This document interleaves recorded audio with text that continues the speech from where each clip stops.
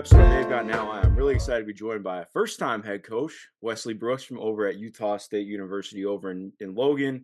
Also spent a lot of great time working in the great states of Ohio and Michigan, where I hail from. Wes, first and foremost, how are you doing, man? I'm great, man. Great. Glad to be on here with you. Excited to talk to you. I think you do a tremendous job in covering the game of women's basketball. So keep up the great work and glad that you allowed me to spend some time with you today. Oh, I appreciate it, man. That's too kind. No, a lot to dive into. I was excited as soon as you got the job. I know obviously you have Utah history. You've been around Mhm. in the mountain time, which is still just like the most insane time zone to me to get used to. I've never It's spent time actually the out there, best but time zone. I'm it's gonna the tell you best for why it's what the I was, best time zone, right? So, like, it's not 3 hours; it's 2 hours. But for me, like, I wake up and it's like you wake up 10 a.m. You have football on, like big noon kickoff, right? So you got that. So you can eat breakfast and do it. It's not 9 a.m. where you're just really trying to maybe get out of bed on Saturday morning. And then last night, right? We get out, we practice in the afternoon, but I got home at like 7. And so that 9 o'clock NBA game is just starting. So it's perfect. So it's not, and then you catch, if it's a good East Coast game, you catch the third and fourth quarter of that, and then you get to see the whole West Coast game. So the time zone works for me, man. It really yeah. does. No, I gotta find a way to get out there. I was debating this over breakfast with my girl this morning. So I was like, Mhm. I was like, I got the Zoom link and I was like, what is mountain time for this? And I was like, oh, okay, yeah, I can work with that. I was like, wait, Yeah. you can watch an NBA game starting at 5 p.m. That's like, you just finished up work. Obviously for us, we're always Yeah. working, so it's different. But like, I was Yeah. like, that's a pretty good timeline. I don't mind that. But Yeah. to each It's his not own. bad. It's not Yeah. bad at all. Yeah. So I guess to start off, I want to hit on just, obviously I know the way that this came about, you got hit up a little bit before the tournament started and, Mhm. and there was a process from there.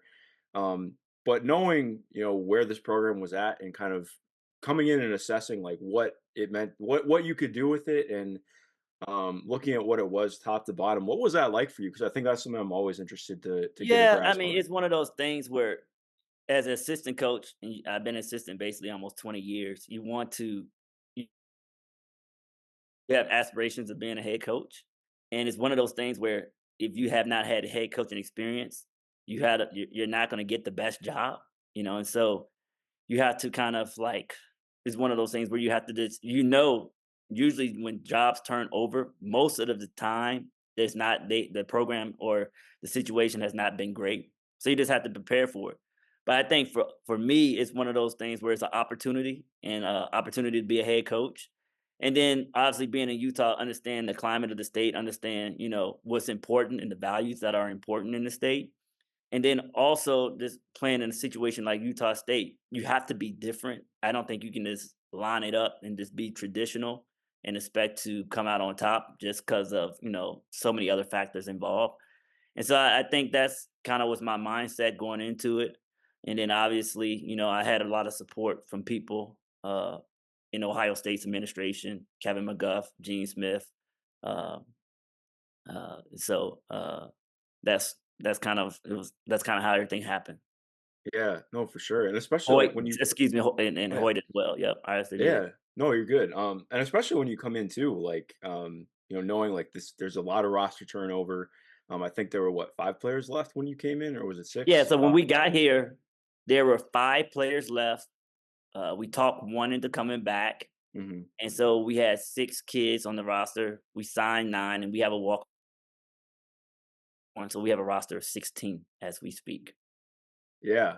Which is like again, I mean, it sounds crazy, but like when you really go through and talk about it with everybody, like that's a lot of experiences for schools that are having any kind of change or even just year over, Mhm, it can be like that.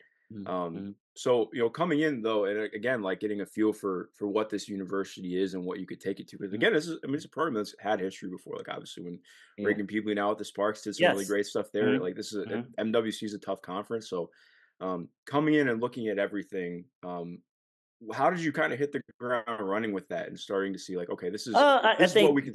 yeah, I think you have to start with, obviously, you gotta get players, and I think first and most important thing was assembling a staff, and then once you assemble a staff, getting the players that you need to get.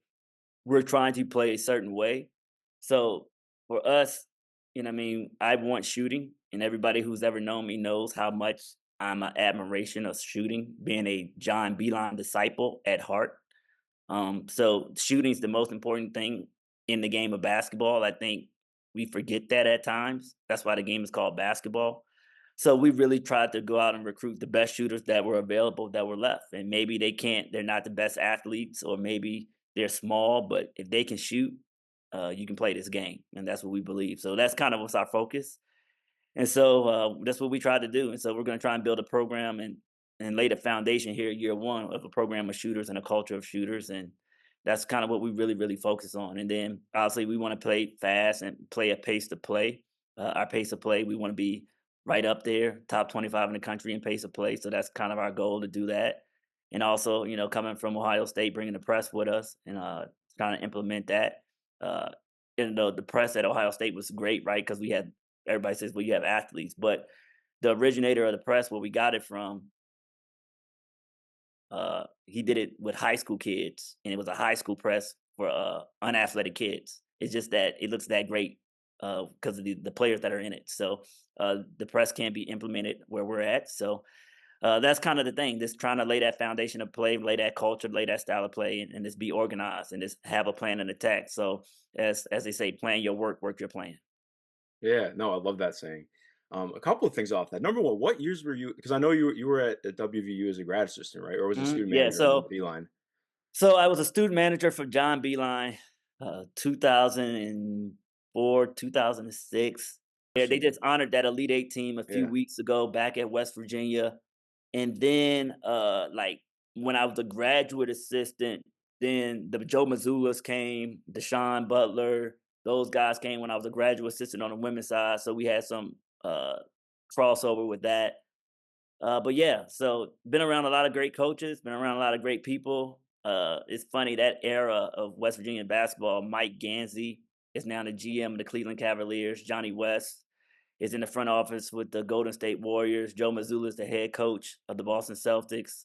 You have Darius Nichols. He was on that team. He's now the head coach at Radford. Frank Young's at Appalachian State. Rob Summers on the men's side is at Missouri. So that, I mean, a lot of basketball knowledge. I mean, A lot. I think Beeline kind of grooms coaches. And when you talk to him and the time that he spends and puts into you, like I had a conversation with him a couple weeks ago. I think the time that he spends and the time that he puts into his people, and that he values people and he values the game. And I think this is his way of kind of giving back to the game and guarding the game is through how much he can mentor and teach. So I think all of those guys, including myself, are grateful to that as well. I love that. So it's funny. I don't know the Ganseys personally, but I grew up in Olmsted Falls, and my cousins Oh, played okay. with them. So it's like, yeah. Yeah. So this, you Yeah, can't he run could into. shoot it, man. He could shoot it. Big Oh, time exactly. player. Yep. That's my fun fact for people anytime where they Yep. ask where you're from. Like, well, the Yep. one year LeBron didn't win State Player of the Year it's because Mike Mike Gansey won it. Andy, let's Ooh, go. yeah, so it's like, but it's yeah, it's incredible when you think of it like that. But man, so many things to keep bouncing off of with that. But I want to touch back a little bit on like you talked about with pace. Mhm, mhm, Because I think so often like you hear pace and people talk about pace, but like mhm. how do you look at balancing pace and shot selection? Like making sure each So possession is so valued, you know? my theory got proven the other night by my guy Joe Mazzulla, and he did it in the NBA, 29 for 61. And it's so funny because Jared's right next door, and Yeah. Jared actually hired Joe Mazzulla at Fairmont State, and then Joe Mazzulla went on to the NBA. And so Jared and Joe are best friends. And I'm like, Jared, my guy shot 61 threes. He's like, yeah, Wes. He said, but you got to make them though. So I said, yeah, you got to make them. But I think the more you take, it gives you, it's like the law of numbers averages out. So he took 61 the other night and then made 29. Here, we're going to try and shoot 40 a game. Like if you go 19 for 40 or 20 for 40, that's 50%. 19 for 40, 42%. I mean, that's you're shooting 40% from three on any given night, and you turning people over is going to give you a chance to win. So that's kind of what we're going to do. I think kind of make it a math formula, a numbers game, money ball it up a little bit. We're the Oakland A's over here, or the former Oakland A's. So I think that's kind of that's our goal. That's what we want to do. That's kind of our game plan as we try and build a program. Absolutely. And especially like you mentioned with recruiting shooting and like that Yeah. being a real primary focus. Mhm. I want to ask, like, obviously, I mean, clearly a value thing whenever you're under McGuff, which is shooting and being on top of Mhm. that.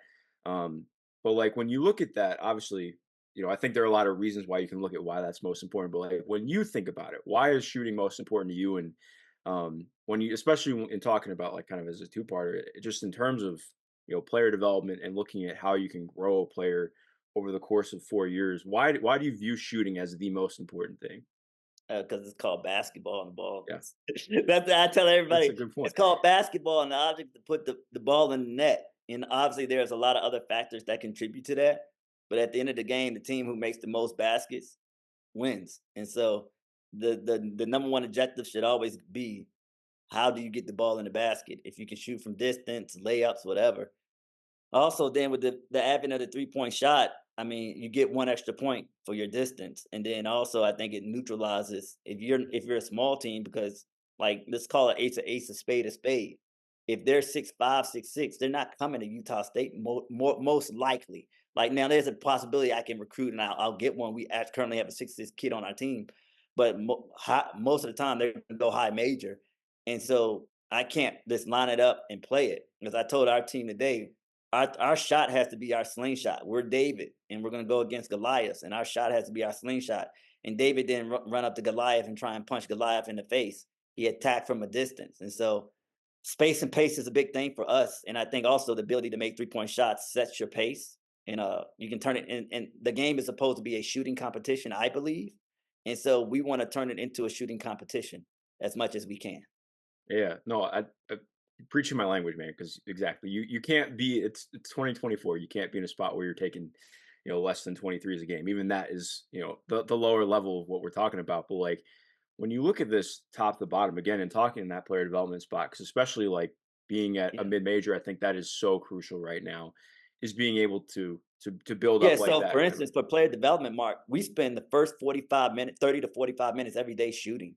So we got a, I mean, I stole this from Mike Neighbors, green light shooting drills. So we have green light shooting drills.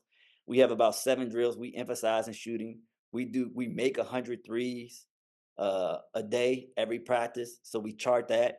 One thing you'll hear constantly in our practices is that eyes make layups, feet make jump shots. So we Of really, that. really, really focus on footwork, how you catch. We have the beeline balls in practice. So with the beeline balls, you'll notice there's a stripe going around the ball. So one thing he's always emphasized to me is get your players to get a strong catch on the ball and find the seams of the ball, and your fingers should be on the middle of the ball, so catching and it's releasing like that. So yes, if with our player development, and so with our freshmen, obviously catch and shoot is the foundation of everything. But as we develop over a 4-year span, we want to be able to catch and shoot. We want to be able to come off footwork, whether it's flaring footwork, down screen, pin down footwork, runaway footwork. The different footworks that different shots require is what we emphasize. Then you go to maybe that's year 2, and then year 3 we really gonna really focus on off the bounce. You know what I mean? I think that's what made Taylor Mitchell at Ohio State and JC at Ohio State so unique, is off the bounce footwork. And then even going back to my Michigan days with Caitlin Flaherty, she had a step back and a bounce that could create space and separation. And I think that's what makes the great shooters great. So obviously the foundation first, what a lot of good shooters start out with, is catch and shoot. Then after you catch and shoot, being able to move off the move and then off the bounce. So I think that would be the progression: catch and shoot, off the move, off the bounce. Or as we talk about, just to clarify, just to really give you a teaching progression of development. Yeah, no, that's phenomenal, and I think even digging deeper into that too. When you are looking at recruiting shooters, like obviously, I mean, I and anybody listening has their own things that they're looking for, but like when you are looking at like this is a shooter, like this is somebody that I know can come in and make shots for us at a high level and efficiently. What are the things that you're looking for? Like, what are the things that stand So out I give most you to a you? prime example. It's so crazy. So I think we're gonna have one of the best shooters in the country this year in Danae Skelton. Hmm. And nobody recruited this kid. She was from Kelowna, British Columbia, and she went to what they do in Montreal. It's called CJEP, which is 13th grade. So I get video when I get the job. People are trying to help you find players, and they know we're in a pinch. So I get this video, and all I see is the first thing I see is this kid shooting from Caitlin Clark range, and I'm like, dang, okay. And then I see it consistently, and I'm like, okay, if this kid can shoot that far deep, I know she can shoot. But then I saw the consistency in the release in the shot, and now we got her here on campus. And after the first couple of practices, the staff looks at me and like, whoa. And so another drill that we do is called 50 and 5. I think the first time she did 50 and 5, she got like 62 in 5 minutes, which is a pace about 12 threes a minute. So, Pretty good. which is pretty good pace, pretty good rhythm. Now I think her part is developing her at her game. We'll have to continue to develop her game, but like I'm looking for can they shoot from distance? Can they consistently make shots? When I'm recruiting shooters, like I'm on the road, I'm marking down in my head or I'm marking down in my phone. Okay, 1 for 2, 2 for 3. Where are they taking their shots? Uh, and if sometimes they're not going in, but the shot looks good, you'd be like, okay, they have great form. There's an intention to what they're doing, and intention to how they practice, and attention to how they shoot. So Yeah, no, I like that. I think one of the things that I've been interested too, like just looking at like confidence, I think is the one thing that I've been absolutely, like fascinated by. Like I think I used to be like one of those people who thought, oh, you can teach anybody how to shoot. Like, and yes, to a degree, but like you yeah. can't will I confidence don't into think, and somebody, I feel like. some people may argue with me. I think in middle school, high school, you can. I think at our Yeah, level, you can't. I think if you once you get to this level, you have to recruit shooting. You can't expect. I think, and you might be able to improve it with reps, but I think you are who you are. I think the shot is kind of formed and developed, and so that's why it's so important for us to recruit it. absolutely. And then looking at like the rest of player development holistically too, like what are the things that you feel like are most developable and things that you can like, okay, if somebody comes with to you with it, maybe more raw with it or not quite developed there yet, what are the things that you feel like most capable of kind of building out and Yeah. So being able to after continue growing after with? after pace, after basically our conditioning, I think is important. Shooting and conditioning is important because the shooting obviously because that's what we're trying to do. Conditioning because of how fast we're trying to play. But then I think after that it has to be decision making. So we do a Mm, lot of we as we moving on, we do a lot of disadvantage drills, a lot of small sided games, a lot of drills teaching how to read numbers, one more drills. So I think shooting, conditioning, and decision making is the foundation of what we're trying to do player development wise. And then once that happens, the decision making actually leads to the passing. You know what I mean, it makes you a better passer. Obviously, like I said, fundamentally in high school, middle school, even elementary school, you're taught bounce pass, chest pass, and all that. So people know how to make those passes, but when and why and what we're trying to accomplish. And I think that decision making is so important. I like that so much because especially like you're talking about, like I feel like so often, people look at the game and they just compartmentalize everything and separate it. But so much of it all goes hand in hand because like, all right, if you're a great shooter, if you're coming off a flare screen, you're going to get chased and you're going to have these opportunities to read things Mhm. off of a screen and off of Right. off an advantage. And okay, you have to grow that. You have to be able to see how you can take advantage of those things. And I think like it all just kind of goes again hand in hand. Like obviously it's different, reads as a point guard are going to be a little bit different than, if you're coming Mhm. more of a wing, but like no, that's really interesting. And I think it was cool too because going back through and I've watched your stuff on older stuff on YouTube for the last couple of years too and like Yeah. especially looking at the stuff that you were already doing with ball screen decision making, Yep. 8 years ago compared to now is like, it's really cool to see what that could continue to look like. Yep. And especially in teaching decision making, what do you think is like maybe kind of the most key aspect? Because again, I feel like that is probably it goes right in tune with Yeah. shooting So for and being able to instance, like space. the other day, so we had a close scrimmage, and so the teams likes to we call it second or hedge a ball screen. So Mhm. what we try and do is we try and do shooting drills where we're trying to do obviously the reads. And the first thing I taught the team, and I taught them this early on, if you've seen the ball screen stuff, this is how to read. Is it a double side, single side, whatever, single side tag, double side? Is it empty? Obviously, we try and teach that. But then we try and teach like kind of the solution after that, right? So the team we played in a close scrimmage, they like the hedge. So we taught them how to short roll. We taught the post how to short roll. We taught the player how to, when you're hitting that short roll pass, to how to take the hesitation dribble or the retreat dribble back to give you the space to make the short roll pass. Coming off that, how to hit the lift, coming all that, how to pitch ahead to hit the roller going in. So we just drill those type of concepts. So we try and drill solutions. Obviously, there's many different ways to play pick and roll coverage. So you got second, you got drop coverage, you got switching. So based on how they play, we try and have a solution, and we try and give our players three solutions. Sometimes there may be four, but for the most part, three different solutions that they can use to counter how the ball screen defense is going to play. You know. and Yeah. we try and drill it with shooting About drill and try and drill it with individual development, and that's where the decision making and the shooting goes hand in hand, and as well, it now becomes a passing drill as well. but yeah, no, I like that because I think a lot of that is, I mean, that's such a great point with hitting on being able to teach solutions because nothing's ever going to look the same. It's always going to be, nothing is ever as perfect as you make it up to be in your mind. I think Never, so much of it is how do you play off those things? How do you never, just play the game, and that really stands out. absolutely. I wanted to ask too, because you mentioned earlier talking about building out your staff, and I think one of the fun things of me for me, like going through and looking at your staff, I feel like there's a lot of intentionality and kind of building out. Like obviously, Joe and Valeda have a wealth of head Mhm. coaching experience, and have been around. And as obviously CJ coached D2, like there's a lot of people who have been here that have that head coaching experience as well. So I was wondering, like in building that, was that something that you did intentionally, or just like obviously I'm sure they're great people as well. I don't know them personally, but Yeah, it was very intentional. So honestly, I've known V for years, Valeda for years. She's excellent at what she does. She's very familiar with the state of Utah, so she understands how to recruit to it and what all that entails.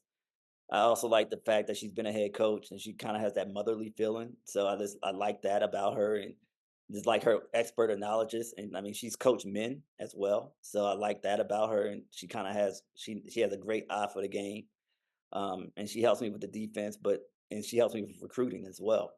And then Joe, I think Joe is just he's helps me with the pace of play and how fast we want to go. The fact that he was at St. Francis, PA, and put 80 on UConn as a 16 seed, even though they lost like 112 to 80, the fact that his team was able to score 80 points against a pretty good UConn team a few years back, that's always impressed me. He's always done a good job with the pace of play. His teams have always been top 10 in the country pace of play, which is something that we really wanted to establish here. And me and Joe had got to know each other through the years, just talking basketball. And so to have to be able to bring somebody like him along would be great. CJ was really good for us as the transition. She understand how Utah State works, the process, what it would take to do certain things. So keeping her in for the girls, the returners, and then just helping us as a new staff transition. I think that was excellent. Alexis Hyder, I had the had the privilege of coaching her at North Texas.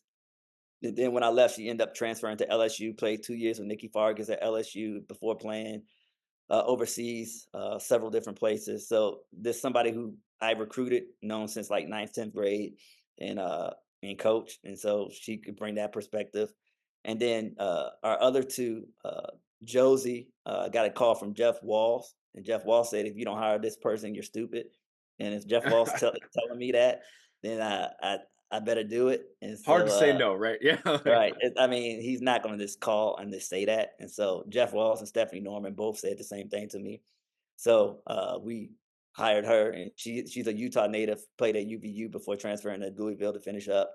And she's been excellent for us as our operations. And then the unsung hero is kind of Kaylee Quinn, who I got this through, just doing going through the process, got to know, and she's just excellent with us, keeping me organized, keeping our playbook organized, keeping the video organized, and it's always have fresh ideas offensively for us. And so this I love our staff. Think we all fit together. They all understand the vision of where we're trying to go and how we're trying to do this. And so it was a very intentional to how we hired. Yeah. yeah. I wanted to ask, kind of going off that, like with Kaylee and just video in general, like how that has obviously, I mean, I know it's your first time as a head coach, but in general, how that's kind of changed because I feel like obviously, if you go back 10 years or so, like a lot of people who are higher up assistants or head coaches maybe don't have the same intuitiveness with using synergy or Well, instant, and now it's so just check this out, right? So I'm a big 49er fan, right? yeah. So I study a lot of 49er coaches. I studied Harbaugh, I studied Kyle Shanahan. So about 7 or 8 years ago, uh, one thing that I saw read that Kyle Shanahan had did was he had every practice that he ever had on video. He had every play in his offense on video.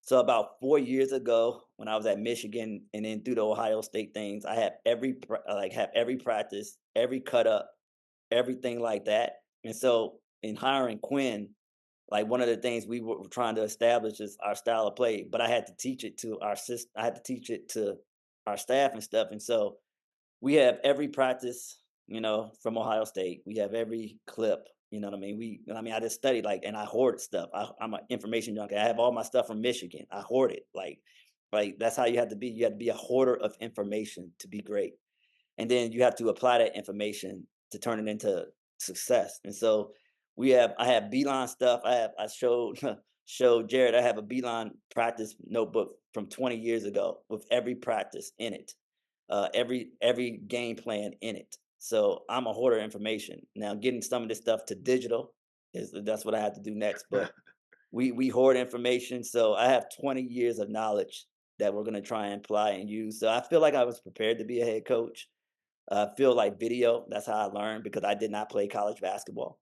So I watched a lot of film, studied a lot of people, and just tried to put systems and standards in place so that it can ensure your success. And we may fall, but is the system and the numbers that we play to it will help us get to where we want to go. No, I really like that because I think it's just interesting to see how differently people do approach video and in that position in general. But like coming from more of a video background too, I love hearing that with respect to systems because you'll have an appreciation for this. I did like a 4 or 5 hour synergy edit the other day and accidentally hit the delete button, and there's no way to Ugh. save anything on synergy. So it was like it's one of the worst days of my life. So I was like, wow, I have to Yeah, redo that yeah. So entire thing. that's where we do synergy. We'll pull stuff from synergy, and then what I started doing with that, just maybe in 5 to 10 minute increments, screen record. I don't know if you have a MacBook, but screen I record that do. stuff. And then once you screen record that stuff, you have it. And so that's kind of what I started doing because I've done the same thing with Synergy. Yeah, it's terrible. It's actually the Yeah, worst it's, thing it's ever. awful. Oh man. um, Going off that too, though, like you mentioned, in terms of just putting systems in place and being there and having that preparation to be a head coach. Has there been anything that taking you by surprise is the wrong way to put it, but like getting used to okay, being a head coach. I think for me, when I was a kid coming up, like I didn't used to think about it, but like you get to know some of those people, like wow, there you have to do so much stuff that is not basketball. So like, what has that been like? Kind of getting accustomed to like Yeah, what like yeah. So we try to I'm very fortunate to have staff, and I'm trying to delegate because I think it's so essential that we do try and keep it on basketball. And yeah. so I have a great administration. We have great support. Diana Sabo has been excellent.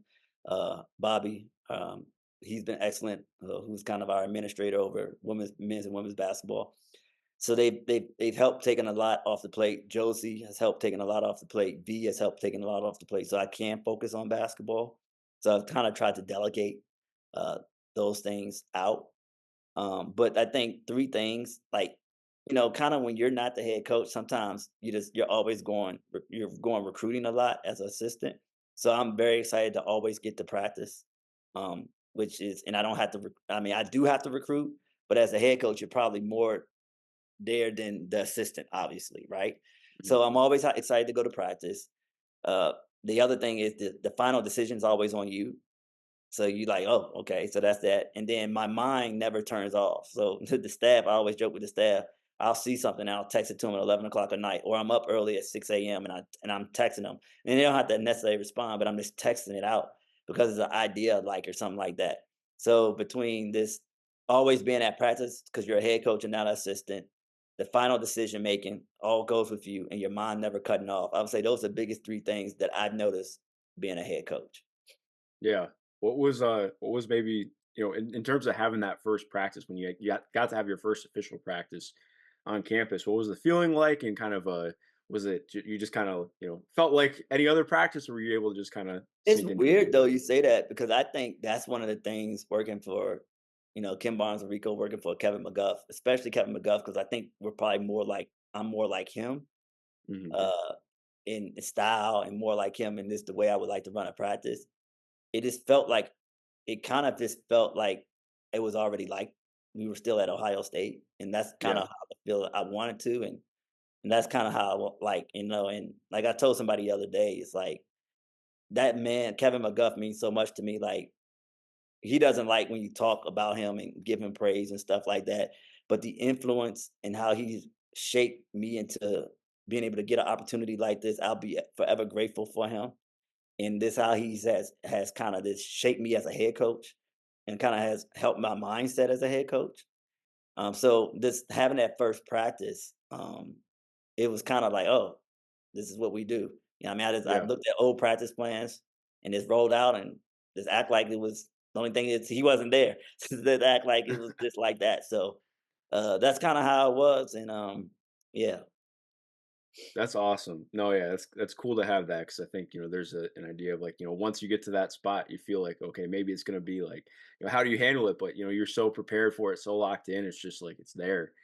yeah, So that's awesome to hear about. Going off that too, in terms of talking about having kind of how former head coaches have kind of empowered you and poured into you. What other things do you kind of take? Like you mentioned, like obviously your time with Kim up in Michigan, you've obviously been all over the place, but like, what are some of the main takeaways you have that have kind of built up to have you where you're at, and that you want to keep carrying on with Utah State? yeah. I mean, I just think this the a winning mentality. This learned. I think I learned that from every head coach I worked for, even Lynn Roberts. This the winning mentality. This the relationships that I learned from her, how she had with her players. This constantly, this being in their ear, even as a head coach. And I just think for me, this like I've learned something from everybody on the way, coming all the way up from the ground up. So just trying and impart different things. I would say like for Coach Beeline, this the first coach I probably worked for is shooting. Mike Carey, who's now an assistant at Central Florida, defensive mentality.